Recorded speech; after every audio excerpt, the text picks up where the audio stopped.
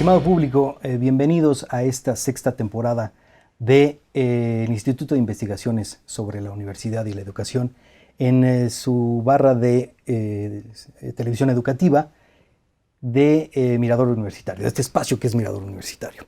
En esta nueva temporada estamos de plácemes porque vamos a empezar con 5 cápsulas, 5 programas, en los cuales vamos a estar platicando sobre un tema que es relevante para la juventud y para la educación en nuestro país, que es el bachillerato. A través de estos programas, ojalá nos acompañen todos a verlos y disfrutarlos, vamos a ver cuál es la historia, los orígenes, cuáles son las características que definen el bachillerato y además vamos a ver cuáles son los retos y cuáles son las perspectivas de este mismo sistema educativo en nuestro país. Estamos, y es muy pertinente mencionarlo, en el marco de los 150 años de la inauguración o de la apertura de la Escuela Nacional Preparatoria, lo cual da inicio a nuestro bachillerato en el país. Entonces es muy importante que nosotros contemplemos esto como un punto histórico, como un año histórico para que podamos ver estos programas. La serie que está titulada A 150 años de la Escuela Nacional Preparatoria, Pensar el bachillerato, balance y perspectivas, tiene como este primer programa la enseñanza preparatoria, orígenes y características. Antes que comencemos con nuestra plática, quiero presentar a nuestras expertas, que es un lujazo que las tengamos aquí con nosotros. Primero, en primera instancia, la doctora Lourdes Alvarado y Martínez Escobar del ISUE. Doctora, muchísimas gracias por acompañarnos. Estoy muy contenta de estar con ustedes nuevamente. Y la doctora Atzin Julieta Pérez Monroy, que es profesora de la Escuela Nacional Preparatoria número 8, la Prepa de Mixcoac, Miguel E. Schultz, y es también profesora de la Facultad de Filosofía y Letras de la UNAM. Doctora, también un gusto tenerla aquí con nosotros. Muchas gracias y para mí es un placer estar con ustedes. Gracias. Y a ustedes, nuestro público, es muy importante que establezcan comunicación con nosotros a través de las redes sociales y del correo electrónico del ISUE. Esto va a aparecer en pantalla. Y antes de que comencemos con esta plática, los invito a que veamos esta primer cápsula que contiene los inicios de la Escuela Nacional Preparatoria. Si les parece bien, pasemos a verla. En un momento regresamos. Muchas gracias. El gobierno de Benito Juárez se empeñó en la formación integral de la juventud como vía para asegurar un mejor futuro al país. Con la aprobación de la Ley Orgánica de Instrucción Pública, se abrió una nueva era para la educación. Difundir la ilustración en el pueblo es el medio más seguro y eficaz de moralizarlo y de establecer de una manera sólida la libertad y el respeto a la Constitución y a las leyes. Con esta ley, hace 150 años se estableció la Escuela Nacional Preparatoria, cuya primera sede fue el Colegio de San Ildefonso.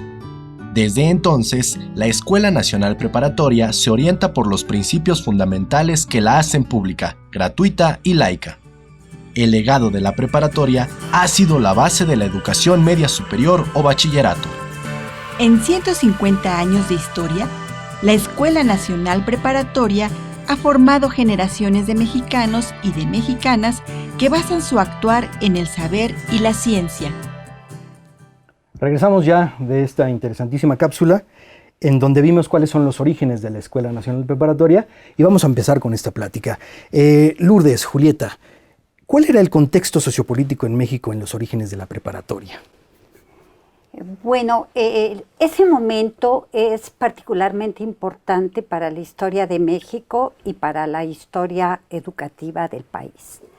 México salía de una larga etapa de crisis que precisamente venía desde principios del siglo, pero en las últimas 2 décadas se había acrecentado, sobre todo a partir de la Guerra de Reforma y de Intervención, pues fueron momentos muy difíciles para México que encauzaron al país a una situación crítica, a una situación en la que realmente las condiciones eran pésimas en todos sentidos. ¿Qué pasa? Finalmente se derrota a la cabeza del Segundo Imperio. Maximiliano pues es fusilado en el Cerro de las Campanas en Querétaro junto con Miramón y Mejía, y simbólicamente ese momento es el fin de ese proyecto político que representó el Segundo Imperio Mexicano.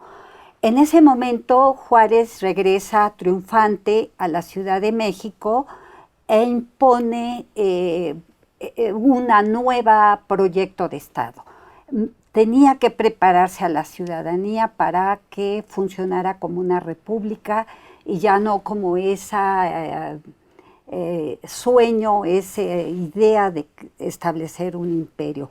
Y para ello Juárez y un equipo de destacados mexicanos que rodeaban al presidente tuvieron toda la fe en el ámbito educativo. Era la educación la fórmula para lograr que el país saliera adelante después de esta larga crisis. Y se reunieron este grupo con personajes muy importantes, entre los que estaba Gabino Barreda, a hacer una nueva ley orgánica de instrucción pública que iba a regir todos los ámbitos educativos del país. Esta nueva ley orgánica de instrucción pública incluía la creación de un plantel que era la Escuela Nacional Preparatoria. Y ese precisamente es el punto clave.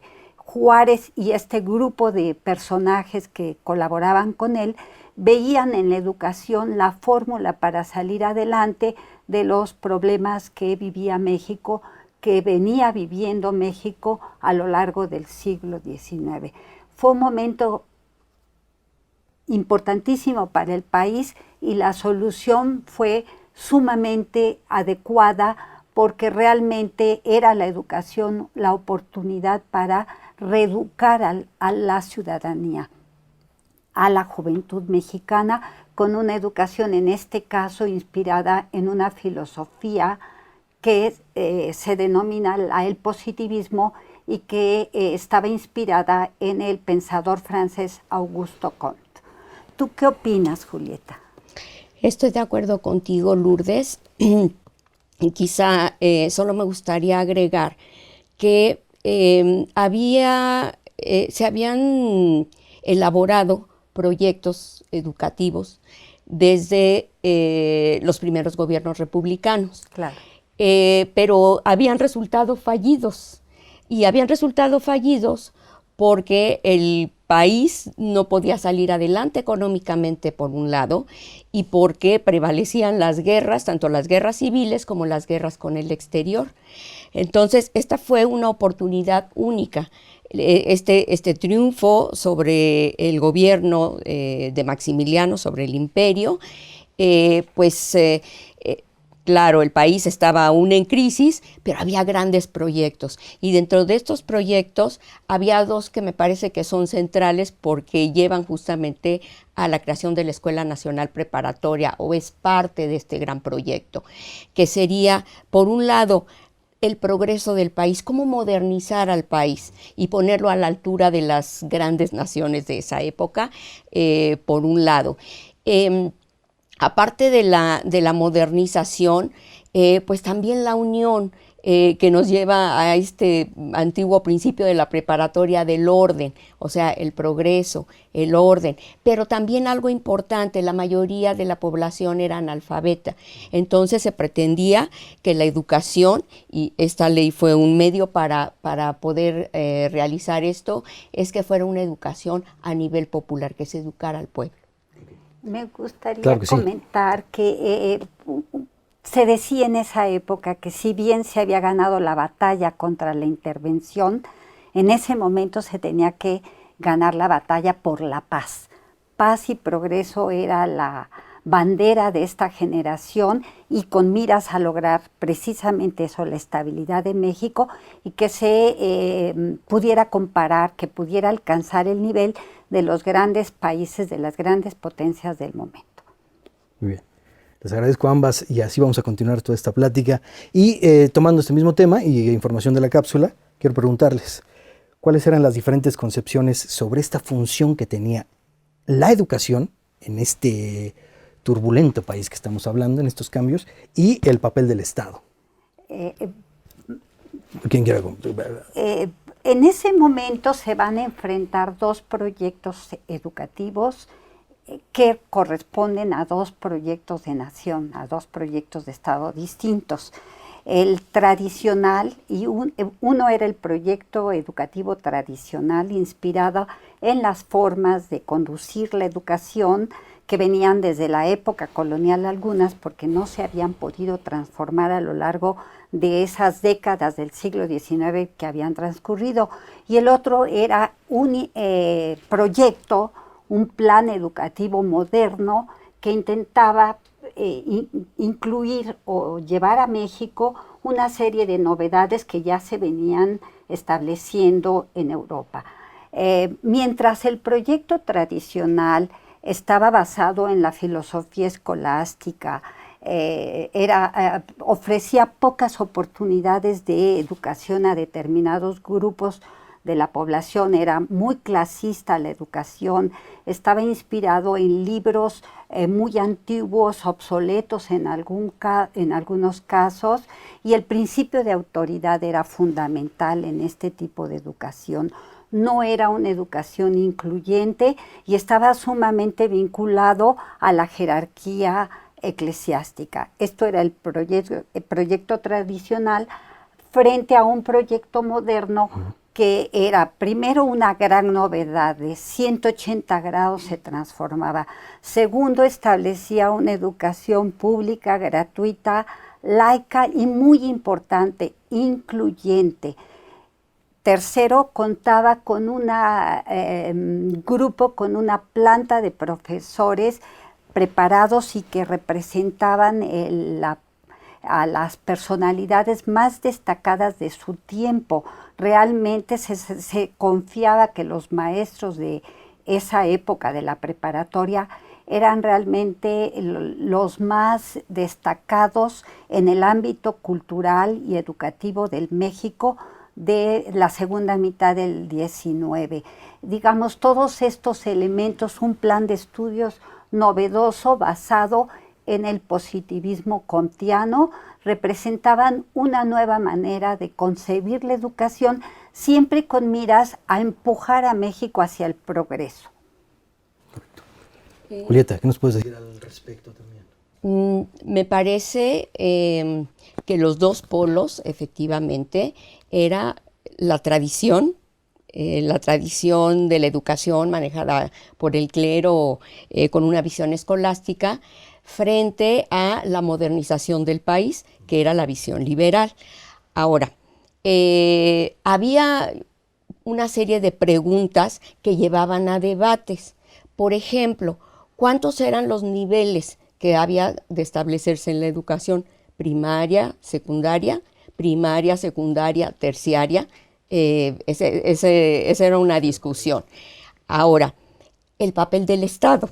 El papel del Estado también fue objeto de discusión, porque por un lado los liberales defendían la libertad de enseñanza, y desde la libertad de enseñanza entonces pues tendría que haber pluralidad en cuanto a la intervención en la educación, y esto el mismo Juárez lo dice en algún texto. La familia, incluso el clero, el Estado, o sea, el del Estado habría en este caso una corresponsabilidad, pero también había otra facción de los liberales que pensaba que el Estado debía de asumir en este momento y por las circunstancias la responsabilidad de la educación, que fue lo que se hizo en la ley del 2 de diciembre de 1867. Perfecto, muchísimas gracias, muy claro este punto. Y hablando de eso, en la cápsula también se menciona esta Ley Orgánica de Instrucción Pública de 1867, que es la que es el fundamento legal para que surja la Escuela Nacional Preparatoria. Yo quiero preguntarte, Lourdes, ¿cuáles eran las propuestas? Son 3 preguntas para que las elaboremos. Con mucho gusto. ¿Cuáles eran las propuestas fundamentales de esta ley en primera instancia? ¿Cómo se concibió al sistema educativo mexicano a partir de esta ley? ¿Y qué tipos y niveles educativos, como lo había mencionado bien Julieta en su intervención, lo conformarían? Muy bien, bueno, la Ley Orgánica de Instrucción Pública va a ser el fundamento legal de la educación en México a lo largo de varias décadas, porque va a sufrir modificaciones.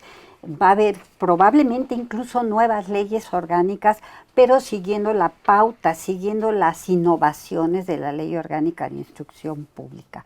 Es muy importante porque se establece que va a abarcar los 3 niveles educativos: la educación primaria, la educación secundaria y la educación superior. En todos los casos va a plantear la educación como un proyecto nacional, oficial, coordinado por el Estado, que lo acaba de decir Julieta, y realmente sí es un detalle muy importante, pública y gratuita, la educación. En el nivel secundario va a ser innovadora la ley, porque va a establecer un nuevo ciclo escolar, la Escuela Nacional Preparatoria y la Escuela Secundaria de Niñas. En ambos casos estaban en el nivel de enseñanza media, y es fundamental.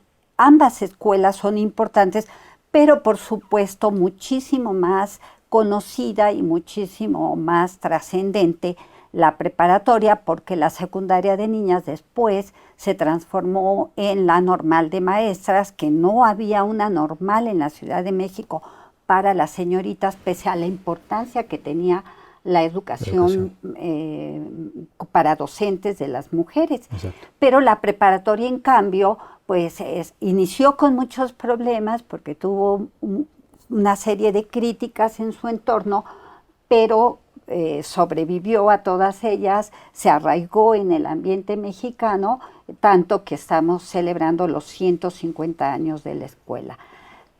¿Cómo era el plan de estudios que proponía la ley para la Escuela Nacional Preparatoria?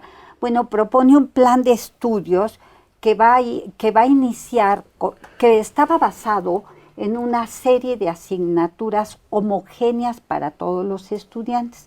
Esto era una novedad, porque los alumnos, independientemente de cuál era su vocación y hacia dónde querían orientarse en la etapa profesional, los alumnos tenían que acreditar las materias completas del plan de estudios, así fueran relacionadas con la carrera que pensaban estudiar o no. Y esto, bueno, pues era una novedad. Por otro lado, es importante porque la Ley Orgánica de Instrucción Pública no incluye a la universidad dentro de los planteles que conformarían la educación, la instrucción pública en ese momento. Esto significaba que la preparatoria, pues realmente iba a ser un plantel, fue un plantel fundamental para la formación de los jóvenes, que iniciaban los estudios con matemáticas y terminaban con lógica, pasando por cosmografía, física, química, ciencias naturales o historia natural, y después venían las disciplinas relacionadas con el ser humano ya más directamente, y una de ellas era la lógica, que era el núcleo fundamental de la enseñanza preparatoria. Era una lógica diferente a la lógica tradicional, que era deductiva. En este caso era una lógica inductiva, y lo importante es que iba a permitirle al alumno pensar lógicamente y aplicar esos conocimientos que habían estudiado con anterioridad a un pensamiento precisamente lógico, de acuerdo como lo establecía el positivismo. Muy bien, y muchas gracias por esa participación. Ya también nos ampliamos hacia cuáles eran esos planes de estudio, cuáles eran las características de esos planes de estudio, y yo quisiera continuar contigo, Lourdes, de en qué consistía, más bien, cuáles fueron esas principales críticas y debates que enfrentó esta ley y la creación de la preparatoria. Entre ambas me gustaría que enriqueciéramos esta respuesta, ¿no? ¿Cuáles fueron esas críticas? Porque tú mencionas esas críticas que existían al sistema. ¿Cuáles fueron? Julieta, no sé si quieres comenzar con ese punto. Sí, con mucho gusto. Bueno, en primer lugar, y curiosamente, un periódico de la época como el Monitor Republicano criticaba que en la ley se prestaba poca atención a la educación femenina, en un momento en que también empezaba a hablarse de la educación femenina, qué importancia tenía ¿para qué educar escolarmente a las mujeres? Bueno, esa era una de las críticas. Después también estaría la cuestión de que todos los alumnos que estudiaban la preparatoria estuvieran reunidos en un solo plantel, porque antes sí existían unos estudios preparatorios, pero estos estudios preparatorios eran el antecedente inmediato de las carreras profesionales. Ahora, de acuerdo con el plan que se hizo en 1867 y luego se hicieron ajustes en enero de 1868, pero pensó esta comisión de la que hablaba Lourdes hace un momento, que era muy importante que el joven recibiera una educación uniforme, lo dijo Lourdes muy bien, general, básica, como en aquella época se llamaba enciclopédica, porque era general pero también articulada. Todos, no importaba la carrera a la que aspiraran, pero ya posteriormente iban justamente a seleccionar una carrera y entonces ya llevarían las materias correspondientes. Bueno, esto generó muchas críticas. Entre una de las críticas, recuerdo alguna que decía, un abogado ¿para qué necesita matemáticas?, por ejemplo? Y eso eran críticas de articulistas desde los medios, desde la prensa, específicamente los medios de comunicación, pero también los estudiantes, tanto que llegaron a pedir al Congreso dispensas. Yo voy para abogado, me dispensan de llevar tal curso de matemáticas. Eso se llegó a hacer, entre otras críticas. Claro, hubo otras críticas más adelante. Se hablaba de la Escuela Nacional Preparatoria como una escuela atea, pues era una novedad, era una escuela laica. Se hablaba incluso de pues que los jóvenes, lejos de formarse de la manera más adecuada, se corrompían en la Escuela Nacional Preparatoria. Hasta allá llegaron las críticas. Exacto. Les agradezco a ambas, ya nos ampliamos mucho en este tema, el cual es interesantísimo, todas las críticas, pero también hay una cosa que se mencionó durante la cápsula y que es una pregunta pertinente y que vamos a ver esta cápsula al respecto, es ¿qué pasa si la Escuela Nacional Preparatoria era únicamente para hombres? Para contestar eso, vamos a ver primero la cápsula y luego seguimos comentando el punto. En un momento regresamos.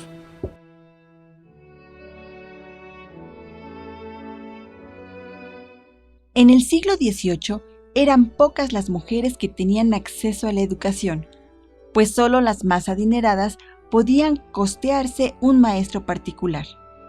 En general, las mujeres solo acudían a la escuela los primeros años de infancia. En las primeras décadas del siglo XIX se calcula que había 60,000 mujeres en la ciudad, pero no más de 300 tenían acceso a la instrucción formal. En 1856, bajo el gobierno provisional de Ignacio Comonfort, surgió el proyecto de la escuela secundaria para personas del sexo femenino. No fue sino hasta 11 años después, en 1867, cuando se consolidó la escuela secundaria para señoritas a la par de la Escuela Nacional Preparatoria. Además de ofrecer una educación con contenidos académicos, la secundaria para señoritas formaba profesoras de educación primaria y secundaria. En 1876 egresaron las 3 primeras maestras de primaria. La preparatoria, por su parte, comenzó como una comunidad de varones hasta 1882, cuando ingresó la primera estudiante, Matilde Montoya, quien posteriormente logró acreditar los estudios de medicina y convertirse en la primera médica mexicana. Ahora las mujeres representan el 49.7% de la matrícula en el bachillerato de la UNAM. Esta conquista de mayores oportunidades y espacios educativos ha logrado avances en la lucha por la igualdad.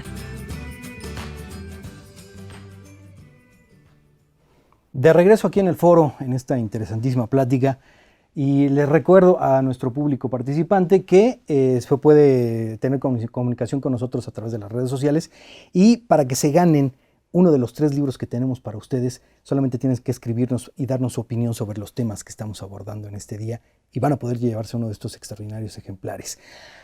Interesantísima esta cápsula y retomo ese punto de si la Escuela Nacional Preparatoria era un plantel exclusivamente para hombres, y el caso que es interesantísimo de Matilde Montoya, que ha de haber levantado revuelo en una sociedad mexicana de finales del siglo XIX. ¿Qué me pueden exponer al respecto? Doctora Lourdes, por favor. Sí, claro. Tú, Julieta, seguramente conoces esta parte de la historia de la Escuela Nacional Preparatoria. A lo largo del siglo XIX no era común que las mujeres de la primera mitad del siglo XIX, no era común que las mujeres optaran por estudios superiores a los elementales. Sí iban a las escuelas amigas, sí estudiaban algunas nociones, a veces en su casa, algunas asignaturas, algunas disciplinas, pero no llegaban a más. Cuando la preparatoria se funda, la Ley Orgánica de Instrucción Pública no establece que sea un plantel exclusivo para mujeres. Deja abierta la posibilidad, pero tampoco anima, ¿no? Tampoco manda el mensaje de que es para hombres y mujeres. Simplemente no dice que sea para hombres y mujeres, pero con eso tampoco impide que las mujeres estudiaran en la preparatoria. Es muy interesante porque la fuerza de las costumbres, de la mentalidad de la sociedad de su tiempo, impide que inmediatamente se matriculen jóvenes mujeres, ¿no? Solo hombres los primeros casi 5 lustros, de 1868 que empieza a 1882, no hay alumnas inscritas en el plan de estudios completo integral de la preparatoria. Sí había algunas que se inscribían, que tomaban cursos, talleres de dactilografía, de galvanoplastia y de idiomas, por ejemplo, alguna joven, por ejemplo, del conservatorio que estudiaba idiomas pues para los objetivos de sus propios estudios, pero es hasta 1882 que se inscribe la primera joven.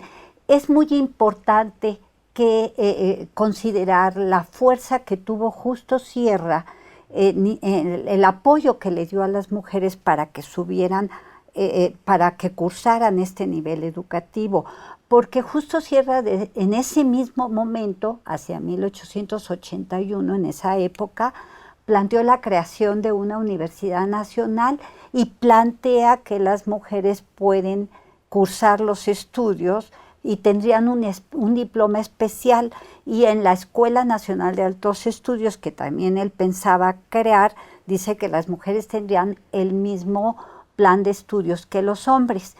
La primera mujer que, haciendo eco a esta tendencia, a este apoyo de una autoridad como era Justo Sierra, que se inscribe en la escuela preparatoria, es Matilde Montoya, y es muy importante el valor que tuvo Matilde Montoya para pues incursionar en un terreno ampliamente masculino y, como vimos hace un momento, criticado incluso pues para los hombres. Los mismos hombres eran los padres de familia de los jóvenes varones, se preocupaban mucho que fuera a esa escuela, pues para una jovencita, para una mujer, pensando en la mentalidad de la época, era realmente terrible que fueran las alumnas. Sin embargo, Matilde Montoya rompe con esto y bueno, pues eso debe de haber tenido una gran...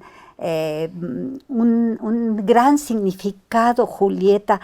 Supongo que tú has pensado en esto o has estudiado esta parte.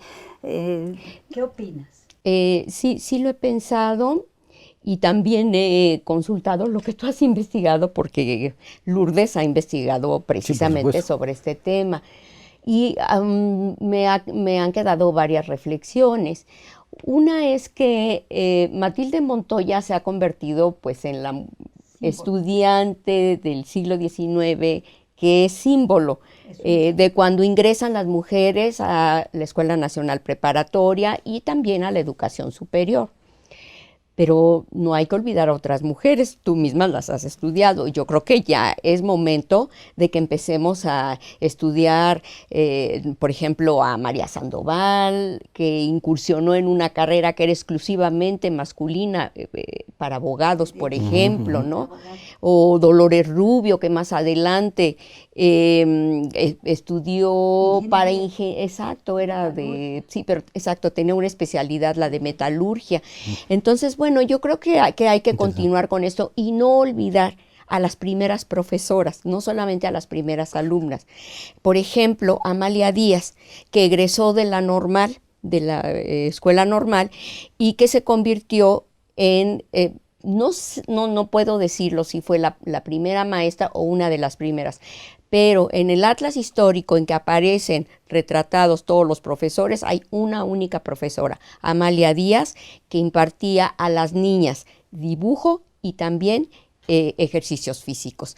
Entonces, bueno, yo creo que hay que continuar con esta historia y por supuesto no podemos dejar de mencionar a Frida Kahlo y también me gustaría mencionar a la doctora Clementina Díaz y de Obando, que no solamente fue alumna y posteriormente profesora de la preparatoria, sino que también es coautora de uno de los libros más importantes que se han escrito sobre la Escuela Nacional Preparatoria.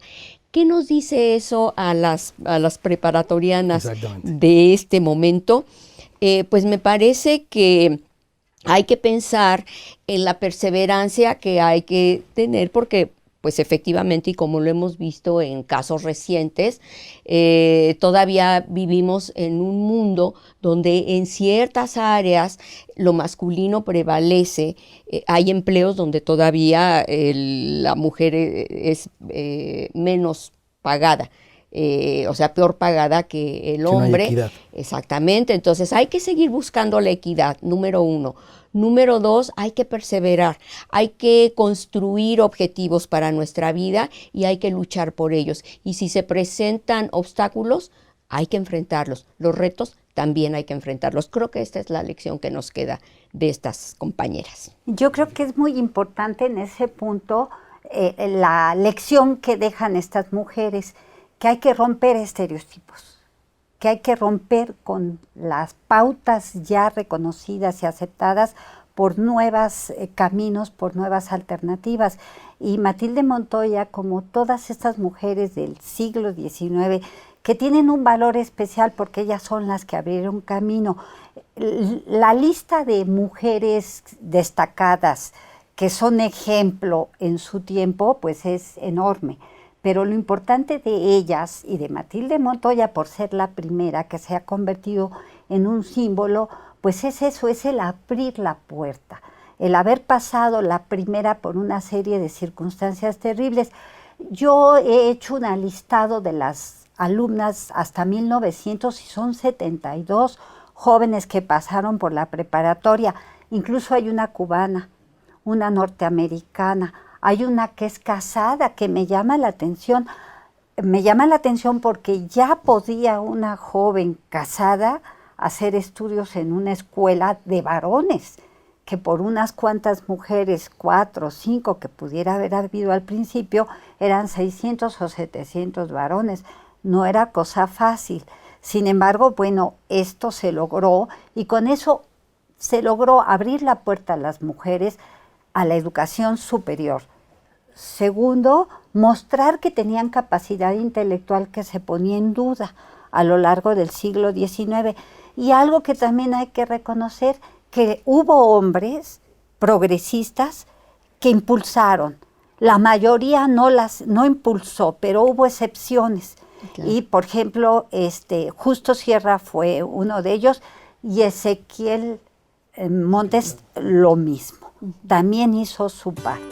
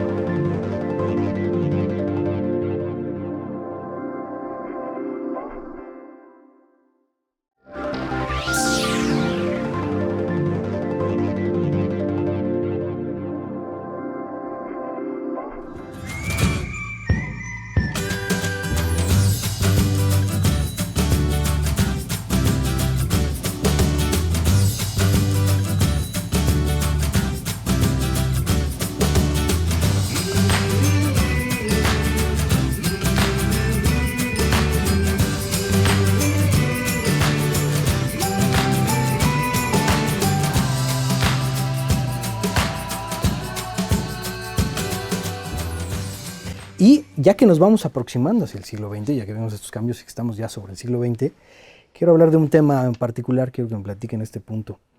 ¿Qué podemos decir de la incorporación de la Nacional Preparatoria a la Universidad Nacional?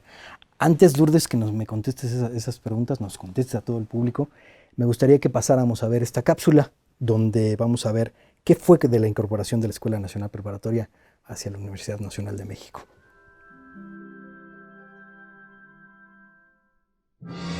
La Escuela Nacional Preparatoria se incorporó a la universidad a partir del 26 de mayo de 1910 con la promulgación de la Ley Constitutiva de la Universidad Nacional de México. Justo Sierra encabezaba la Secretaría de Instrucción Pública y Bellas Artes, desde donde impulsó el proyecto de fundar la Universidad Nacional de México, para abrir oportunidades de educación superior y nutrir de conocimiento al sistema educativo en formación. El camino para la incorporación de la preparatoria suscitó grandes debates en el Consejo Superior de Educación Pública. Algunos consejeros se oponían a la incorporación, como es el caso de Francisco Vázquez Gómez, quien afirmaba que la función de la preparatoria era formar a los individuos, educarlos, mas no darles enseñanza científica superior. Justo Sierra defendió esta integración. El 22 de septiembre de 1910 inauguró la Universidad Nacional de México, ya con la Escuela Nacional Preparatoria como parte constitutiva. Así se concretó esta incorporación de la Escuela Nacional Preparatoria a la máxima casa de estudios. De regreso en el foro, viendo esta interesante cápsula, como todas las que hemos tenido en el programa, y nos señalan que a partir de 1910 queda la Escuela Nacional Preparatoria incorporada a la Universidad Nacional. Estimada Lourdes, ¿qué podemos decir de esta incorporación? ¿Fue benéfica, fue pertinente para la preparatoria y para la universidad? Bueno, pues por supuesto que fue benéfica porque la preparatoria había sido a lo largo de 3 décadas, casi 4, que desde 1867 que se fundó hasta 1910, el eje de la educación superior en México. Al no haber universidad, la preparatoria tuvo un papel fundamental.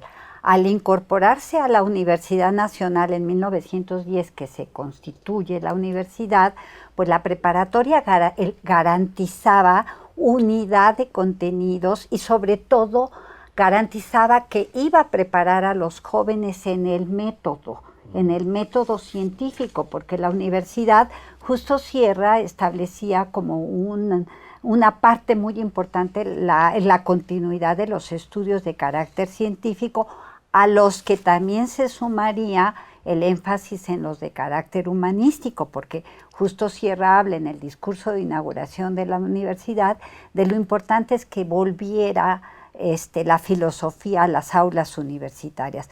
Todo esto implicaba que la preparatoria fue fundamental, fue un pilar para la universidad y bueno, pues las pruebas están ahí. En ese momento, históricamente, no había duda y por eso Justo Sierra defendió a toda costa la permanencia de la preparatoria dentro de la universidad contra algunos intelectuales que realmente lo veían como un error porque tenía el objetivo de la enseñanza media, de la enseñanza secundaria, mientras que en la universidad se tenía que concentrar solo instituciones de carácter superior.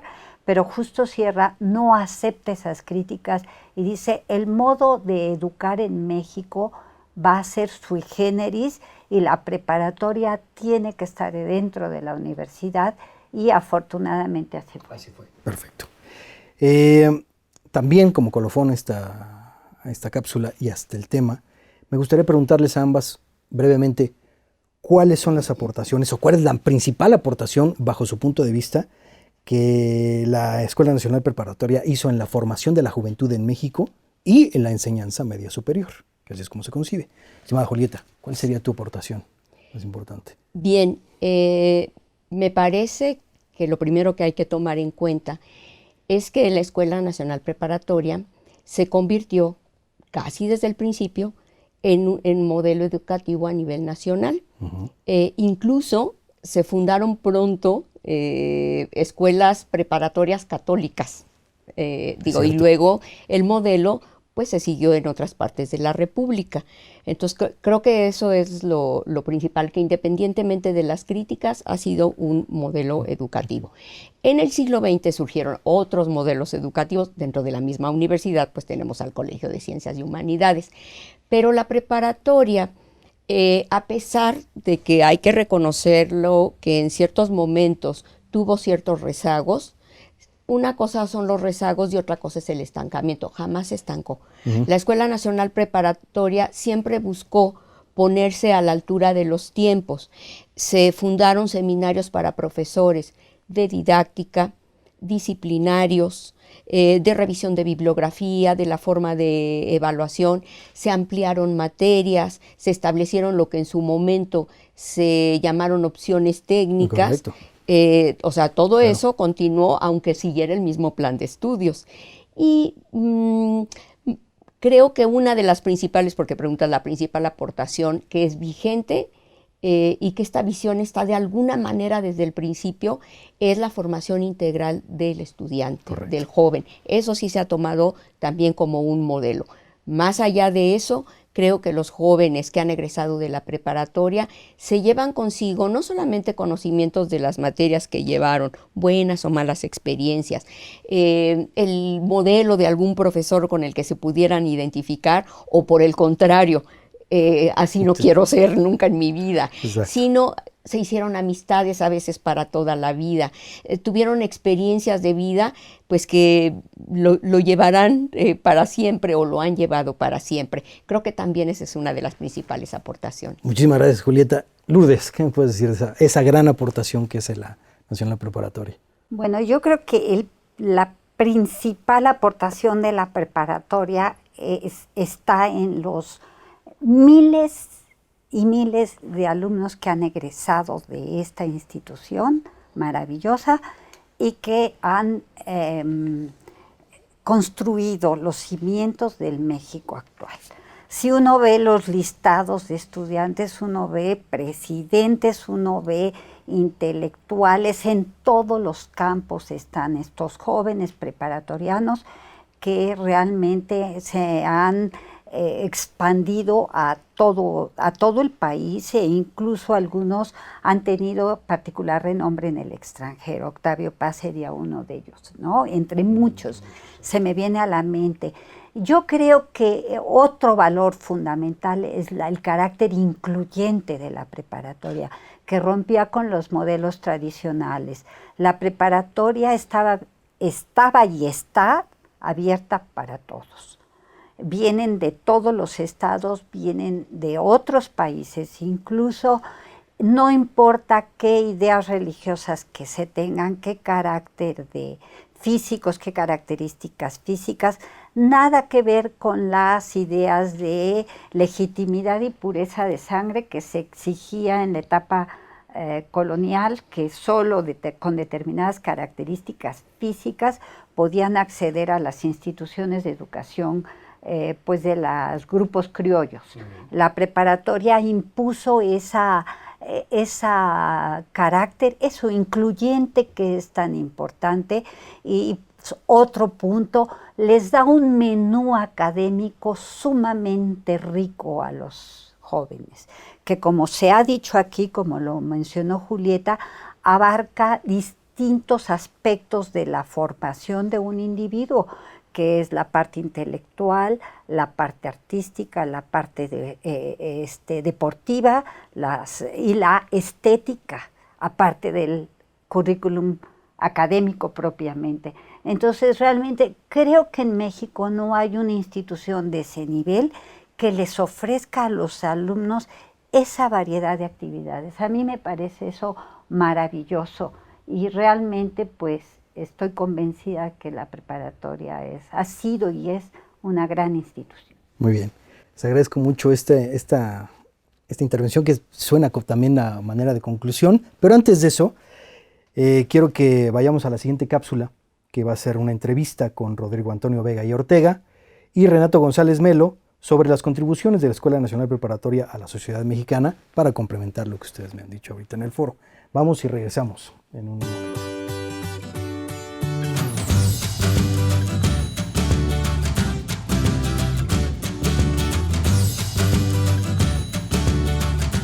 Bueno, me parece que serían 3 ejes importantes el aporte de la Escuela Nacional Preparatoria a la actividad científica universitaria mexicana. La primera tiene que ver con el profesorado.